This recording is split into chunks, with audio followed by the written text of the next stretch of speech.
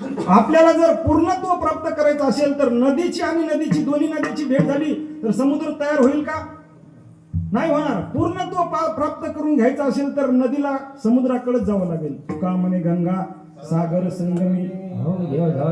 पूर्णत्व जर प्राप्त करून घ्यायचं असेल तर नदीला समुद्राकडेच जावं लागेल. म्हणून जीव हा अपूर्ण आहे आणि अपूर्ण असल्यामुळं आपल्या मराठवाड्यामध्ये एक म्हणेन महाराज, उघड्यापाशी नागडं गेलं. हा तसं पुढचं तुम्ही म्हणलं मला बरं वाटतं जरा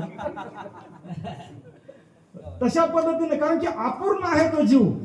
वास्तविक पाहता महाराज म्हणतात की वाया मन हे नाव येरवी कल्पनाची सावयव तेने संगे जीव दशा पावती.